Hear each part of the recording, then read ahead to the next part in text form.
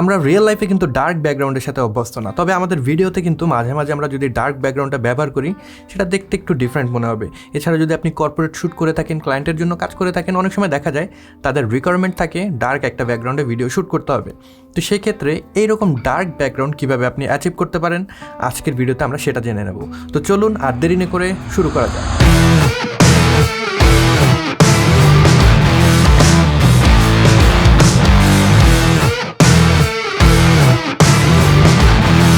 তো এই dark background professional যারা রয়েছে তারা যখন অ্যাচিভ করে তারা কিন্তু প্রফেশনাল লেভেলের ব্যাকড্রপ ব্যবহার করে। যেহেতু আমাদের সেই সুযোগটা নেই, আমাদের কিন্তু দেশি উপায় ব্যবহার করতে হবে। আমার যে ব্যাকগ্রাউন্ডটা আপনারা দেখতে পাচ্ছেন এটা কিন্তু কোনো ব্ল্যাক কালারের ওয়াল না, এটা হলো ব্ল্যাক কালারের একটা ফ্যাব্রিক ব্যবহার করে এরকম যে ব্যাকড্রপ সেটা অ্যাচিভ করা হয়েছে। তো আপনারা যদি চান ব্যাকগ্রাউন্ডের জন্য ব্ল্যাক যে ব্যাকড্রপ রয়েছে সেটা কিন্তু কিনতে পারবেন, 1-1.5 টাকার মতন হয়তো আপনার খরচ হবে। তো আমি সেটা কিনিনি, কারণ সেটা একে তো সাইজ একটু ছোট, এরপরে আবার যখন অর্ডার করব আসতে অনেক সময় লাগবে। এর জন্য আমি যেটা করেছি অফলাইন থেকে সুতি কাপড় কিনে নিয়েছি ব্ল্যাক কালারের, যেটা সাইজ অনেক বড়। এগুলো আপনারা মূলত বেডশিটের যে দোকানগুলো রয়েছে সেই দোকানে পেয়ে যাবেন, যেগুলো আসলে পাইকারি দোকান রয়েছে ওই সকল দোকানে আপনারা দেখবেন ডিফারেন্ট কালারের, এক কালারের যে কাপড়গুলো তারা আসলে কেটে কেটে সেল করে। তো আপনার যতটুকু দৈর্ঘ্যের কাপড় দরকার হবে সেখান থেকে কিন্তু আপনারা কিনে ব্যবহার করতে পারবেন। এইটার একটা অসুবিধা রয়েছে, এটা আপনি যখন ব্যবহার করবেন এটা কিন্তু ভাঁজগুলো দেখা যায়, ভাঁজ পড়ে যায় খুব সহজে। যেহেতু সুতি কাপড়, প্রফেশনাল লেভেলের যখন ব্যাকগ্রাউন্ডের জন্য ব্যাকড্রপ আপনি ব্যবহার করবেন সেগুলো কাপড়গুলো একটু স্পেশাল কোয়ালিটির হয়ে থাকে, সেগুলোতে কিন্তু এরকম রিঙ্কেল পড়ে না। তো এই রিঙ্কেলগুলো আমি হটানোর জন্য যেটা করেছি, এটাকে আমার ওয়ালের সাথে ছোট ছোট পিন দিয়ে আটকে দিয়েছি। আমি খুব বেশি পিন ব্যবহার করিনি, কারণ এটা টেম্পোরারি একটা ব্যাকগ্রাউন্ড, হয়তো এই ভিডিওর পরে আমি আবার খুলে ফেলবো। তো এটাকে আমি যেটা করেছি উপরে বেশ কিছু আমি পিন লাগিয়ে দিয়েছি এবং নিচের দিকে বেশ কিছু পিন লাগিয়ে দিয়েছি। এতে করে এটার ভিতরে যে রিঙ্কেলগুলো ছিল সেগুলো কিন্তু গায়েব হয়ে গিয়েছে। এইরকম কিন্তু আমি সুন্দর একটা ব্ল্যাক কালারের ব্যাকগ্রাউন্ড পেয়ে যাচ্ছি। তো হয়ে গেল আমাদের ব্যাকগ্রাউন্ড সেট আপ। এইবার কিন্তু মেইন যে জিনিস সেটা আপনার করে ফেলতে হবে, লাইটিংটা সেট করতে হবে। একই তো দেখতে পাচ্ছেন ব্যাকগ্রাউন্ডটা ডার্ক কালার, এরপর আমার যে ড্রেস আপ সেটাও ডার্ক। তো আপনার সাবজেক্টকে যদি আপনি সেপারেট করতে যান, এখানে কিন্তু লাইটিংয়ের যে ভূমিকা সেটা খুবই গুরুত্বপূর্ণ। আপনি কিভাবে লাইটিং করবেন, তো প্রথম যে লাইটিং সেটা হলো আমাদের কি লাইট।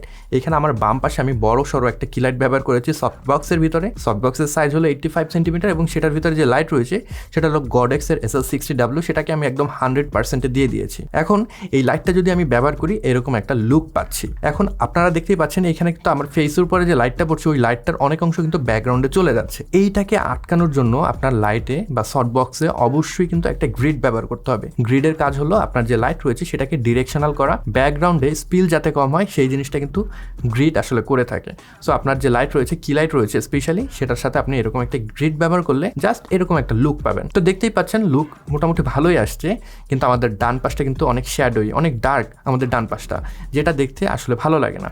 তো কী করা যায়, এখন এটাকে কিন্তু আমাদের ফিল করতে হবে। আপনি এখন ডান পাশ থেকে আরেকটা এডিশনাল লাইট ব্যবহার করতে পারেন, কিংবা আমার মতন এরকম একটা রিফ্লেক্টর ব্যবহার করতে পারেন। এই রিফ্লেক্টর যে কাজটা করছে সেটা হলো আমার যে কি লাইট রয়েছে সেই লাইটটা থেকে যে লাইটগুলো আসছে সেটার কিছু অংশ রিফ্লেক্ট করে আমার ডান পাশটা ফিল করে দিচ্ছে। আমাদের রিফ্লেক্টর অ্যাড করার পরে এরকম একটা লুক আমরা পাচ্ছি। তো মোটামুটি বেশ ভালোই কিন্তু একটা লুক পাচ্ছি। একটা বিষয় খেয়াল করেন, আমাদের যে হেয়ার রয়েছে বা চুলের অংশ রয়েছে এবং আমাদের ডান সাইডে যে ব্যাক রয়েছে সেটা কিন্তু ব্যাকগ্রাউন্ডের সাথে মিশে যাচ্ছে। এটাকেও কিন্তু আমাদের সেপারেট করতে হবে, নাহলে কিন্তু জিনিসটা দেখতে ভালো লাগবে না। তো সেটাকে সেপারেট করার জন্য আমাদের একটা হেয়ার লাইট ব্যবহার করতে হবে, আমাদের একটা এজ লাইট ব্যবহার করতে হবে। তো আমি এখানে একটা এজ লাইট অ্যাড করে দিলাম। এজ লাইট অ্যাড করার পরে এরকম একটা লুক আমরা পাচ্ছি, যেটা দেখতে কিন্তু বেশ ভালোই লাগছে। এরপরে ফিনিশিং টাচ বা ফাইনাল যে টাচ সেটা করতে হবে, সেটা হলো একটা হেয়ার লাইট আমাদের ব্যবহার করতে হবে। আমি উপর থেকে একটা হেয়ার লাইট দিয়ে দিলাম। হেয়ার লাইট অ্যাড করার পরে এইরকম দুর্দান্ত একটা লুক কিন্তু আমরা পেয়ে যাচ্ছি। ব্যাকগ্রাউন্ড থেকে আপনার সাবজেক্ট কিন্তু একেবারেই আলাদা হয়ে যাচ্ছে।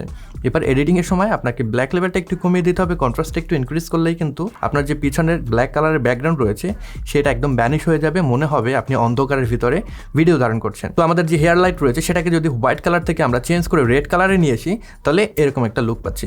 By the way, red colour বলতে গিয়ে মনে পড়লো, আপনারা যদি এই চ্যানেলে নতুন হয়ে থাকেন, আমার এই ভিডিওটা প্রথমবারের মতন দেখে থাকেন, সেক্ষেত্রে নিচে যে রেড কালারের সাবস্ক্রাইব বাটন রয়েছে সেটা যদি রেড কালার থেকে থাকে সেটাকে ক্লিক করে গ্রে কালার করে দিন। আর যদি গ্রে কালার হয়ে থাকে, যদি আপনি অলরেডি সাবস্ক্রাইব করে থাকেন, থ্যাংক ইউ সো মাচ। তো এইটা গেল আমাদের ট্র্যাডিশনাল যে পদ্ধতি। তবে আপনি আরেকটা কাজ করতে পারেন, আপনি যেখানে ভিডিও শ্যুট করছেন সেটা যদি অনেক বড় একটা রুম হয়, অনেক সময় দেখা যায় হল রুমে ভিডিও শ্যুট করা হয়, সেক্ষেত্রে আপনি যেখানে বসে সাবজেক্টকে শ্যুট করবেন আপনার ব্যাকগ্রাউন্ডটা যদি অনেক দূরে হয়ে থাকে সেক্ষেত্রে কিন্তু অটোমেটিক্যালি সেই ব্যাকগ্রাউন্ডটা ডার্ক কালার হয়ে যাবে। তো আপনার যদি ওরকম সুযোগ থাকে বড় হল রুমে ভিডিও ধারণ করার, সেক্ষেত্রে কিন্তু এই প্যারা আপনাকে নিতে হবে না। জাস্ট সাবজেক্টকে প্রপারলি লাইট আপ করলে কিন্তু কাজ হয়ে যাচ্ছে। তো সর্বশেষে কথা বলা যাক আমাদের ক্যামেরা এবং ক্যামেরার সেটিংস নিয়ে। আমি যে ক্যামেরা ব্যবহার করছি সেটা হলো সনি ZV-E10 ক্যামেরা। 4K-তে আমি ভিডিও রেকর্ড করছি, HLG3-তে আমি ভিডিও রেকর্ড করছি, এবং যে লেন্স ব্যবহার করছি এটা হলো সিগমার 30mm f1.4 একটা লেন্স, এবং সেটার যে আমার F নাম্বার রয়েছে সেটা কিন্তু আমি f1.4-এ না রেখে f2.2-তে রেখেছি। এটা রাখার কারণ হলো যেহেতু আমাদের ব্যাকগ্রাউন্ডে কোনো অবজেক্ট নেই, একদম ব্ল্যাক একটা ব্যাকগ্রাউন্ড, আমাদের কিন্তু ওটাকে ডিফোকাস করার দরকার নেই। তো 2.2 রাখার কারণে আমার লেন্স থেকে কিন্তু আমি বেটার আরও রেজাল্ট পাচ্ছি, আরও শার্প রেজাল্ট পাচ্ছি, আমার টোটাল বডিটাই ফোকাসে রয়েছে, যার কারণে কিন্তু এই জিনিসটা দেখতে আরেকটু ভালো লাগছে। তো আপনারা যদি এরকম কোনো ভিডিও ধারণ করেন সেক্ষেত্রে আপনার যে অ্যাপারচার রয়েছে সেটাকে একদম লোয়েস্ট নাম্বারে না রেখে আপনি 2.2 কিংবা 2.8-এ রেখে যদি ভিডিও ধারণ করেন তাহলে কিন্তু ক্লিন একটা লুক পাবেন। তো এই ছিল আজকের ভিডিও, আশা করি আপনারা বুঝতে পেরেছেন। যদি আপনাদের ব্ল্যাক ব্যাকগ্রাউন্ডের দরকার হয়, আপনারা যদি এরকম অন্ধকারের ভিতরে ভিডিও শ্যুট করতে চান, সেক্ষেত্রে এই কাজগুলো করে ফেলতে পারেন। এরকম যদি আপনি সবগুলো স্টেপ ফলো করেন, আশা করি আমার মতন একটা লুক পাবেন। তো সবাই ভালো থাকবেন, সুস্থ থাকবেন। পরবর্তী ভিডিওতে নতুন কোনো বিষয় নিয়ে আবার দেখা হচ্ছে। Until then, good bye.